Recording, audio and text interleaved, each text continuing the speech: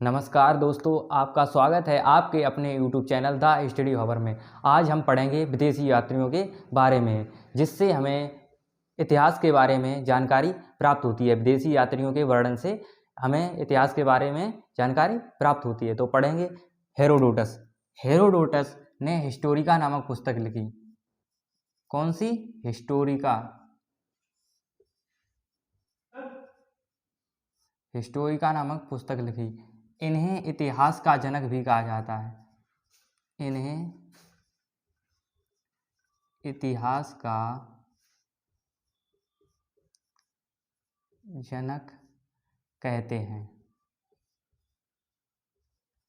तो हेरोडोटस ने हिस्टोरिका नामक पुस्तक लिखी। इन्हें इतिहास का जनक भी कहते हैं। उसके बाद मेगास्थनीज ने इंडिका नामक पुस्तक लिखी। कौन सी? इंडिका नामक पुस्तक लिखी। मेगास्थनीज ने इंडिका नामक पुस्तक लिखी। यह सेल्यूकस निकेटर का राजदूत था। जो मेगास्थनीज था वो सेल्यूकस निकेटर का राजदूत था और चंद्रगुप्त मौर्य के दरबार में आया था।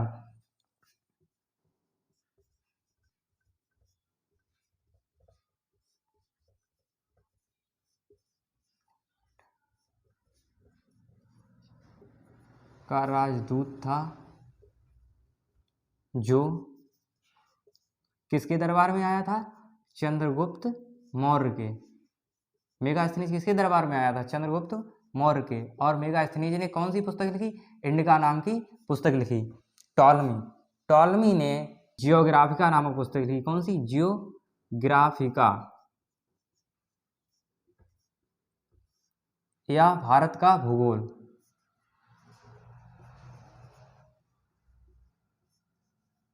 भारत का भूगोल। उसके बाद आए प्लिनी ने नेचुरल हिस्ट्री नामक पुस्तक लिखी।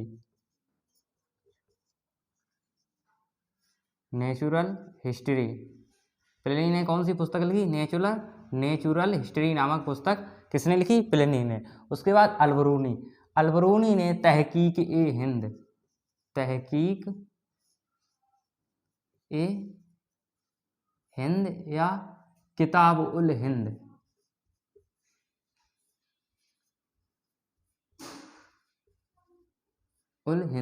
जिसका अर्थ होता है भारत की खोज।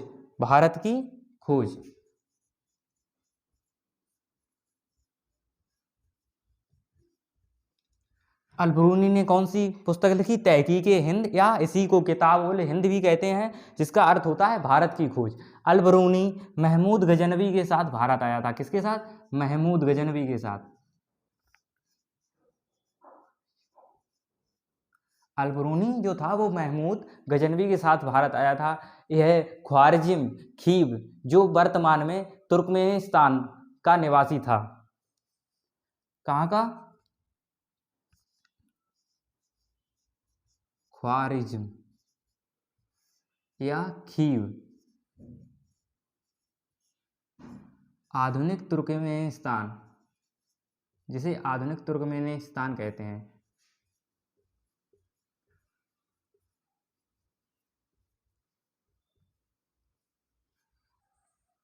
अल्बरूनी ने तहकीक हिंद नामक पुस्तक या किताबुल हिंद नामक पुस्तक लिखी, जिसका अर्थ होता है भारत की खोज। और यह महमूद गजनवी के साथ भारत आया था। यह ख्वारिज़्म खीव, आधुनिक तुर्कमेनिस्तान का निवासी था। मार्को पोलो एक चीनी यात्री था। कैसा?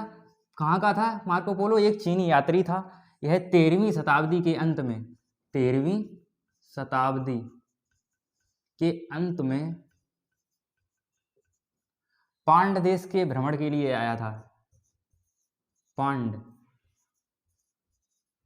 पांड देश के भ्रमण के लिए, जो कि तमिल क्षेत्र में पड़ता है। पढ़ा भी होगा आप लोगों ने, मदुरै के पांड, जो कि तमिल क्षेत्र में पड़ता है ये पांड देश। फाहियान जो विदेशी यात्री था, यह 399 ईस्वी में आया था। कितने? 399 ईस्वी में। यह एक चीनी यात्री था। फाहियान कहाँ का था? चीनी यात्री था। इसने फोक्यू की नामक पुस्तक लिखी।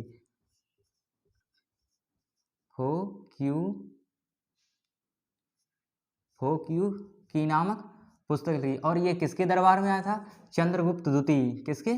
चंद्रगुप्त द्वितीय, जिन्हें हम विक्रमादित्य के नाम से जानते हैं, चंद्रगुप्त द्वितीय या विक्रमादित्य। चंद्रगुप्त द्वितीय या विक्रमादित्य ये बहुत ही न्यायप्रिय राजा थे और इन्हीं के काल में बहुत से धार्मिक ग्रंथों की रचना की गई। अगला है संयुगन। संयुगन 518 ईस्वी में भारत आया था। संयुगन कितने 518 ईस्वी में भारत आया था। यह भी एक चीनी यात्री था। कहाँ का था? चीनी यात्री था। इसने 3 वर्ष तक भारत में रहकर बौद्ध धर्म की प्रतियां एकत्रित की और अपने देश लेकर चला गया। 3 वर्ष तक बौद्ध धर्म की प्रतियां एकत्रित की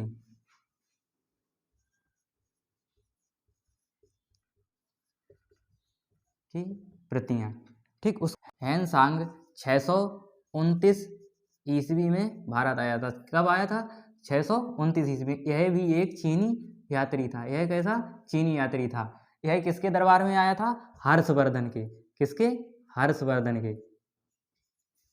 हर्षवर्धन जो कि पुष्यभूत या वर्धन वंश के शासक थे। हर्षवर्धन किसके? पुष्यभूत या वर्धन वंश के शासक थे। इन्हीं को प्रयागराज में कुंभ मेले के आयोजन का श्रेय दिया जाता है। कुंभ मेले के आयोजन का श्रेय किसे दिया जाता है? हर्षवर्धन को। कुंभ मेले के आयोजन का श्रेय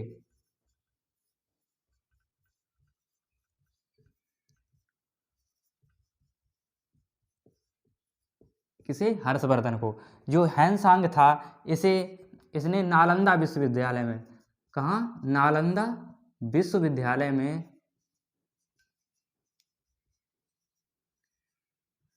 अध्ययन तथा अध्यापन दोनों कार्य किए।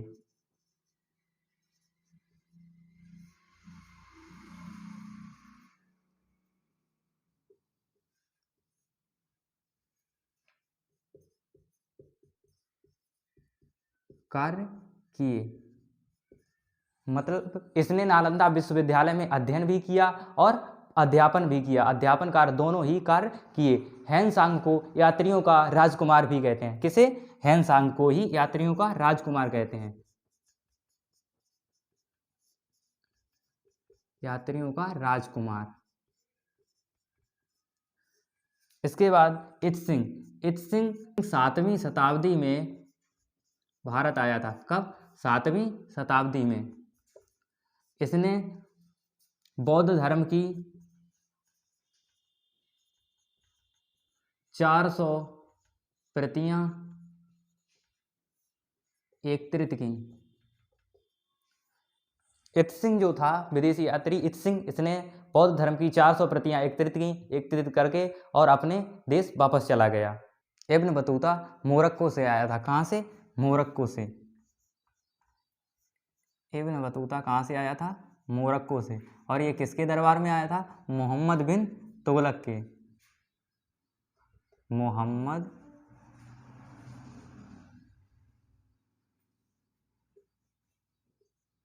बिन तुगलक के दरबार में आया था। किसके? मोहम्मद बिन तुगलक के दरबार में। जब यह दिल्ली पहुंचा, इब्न बतूता दिल्ली पहुंचा, तो इसकी बुद्धिमत्ता से प्रभावित होकर मोहम्मद बिन तुगलक ने इसे दिल्ली का काजी अर्थात न्यायाधीश नियुक्त किया। क्या नियुक्त किया? काजी या न्यायाधीश। उसके बाद अब्दुल रज्जाक। अब्दुल रज्जाक फारस से आया था। कहाँ से? फारस से। यह विजयनगर काल में आया था। किस काल में? विजयनगर। विजयनगर काल में। किसके दरबार में? राजा कृष्णदेव राय के दरबार में आया था। किसके? कृष्णदेव राय के दरबार में, ठीक। और तारानाथ ने कांगीर और तंगीर नामक पुस्तकें लिखी। तारानाथ ने कौन कौन सी पुस्तकें? कांगीर और तंगीर नामक पुस्तकें लिखी। यह एक तिब्बती लेखक थे। तारानाथ कहाँ के थे? तिब्बती लेखक। तिब्बती लेखक थे। तारानाथ ने कांगीर और तंगीर नामक पुस्तकें लिखी थी। यह एक तिब्बती लेखक थे। कहाँ के थे? तिब्बती के। इन विदेशी यात्रियों के वर्णन से हमें ऐतिहासिक काल के बारे में जानकारी प्राप्त होती है। इसी के साथ यह टॉपिक समाप्त होता है। अगर आपको हमारा वीडियो अच्छा लगा हो तो इसे लाइक करें, चैनल को सब्सक्राइब करें और वीडियो को ज़्यादा से ज़्यादा शेयर करें। धन्यवाद।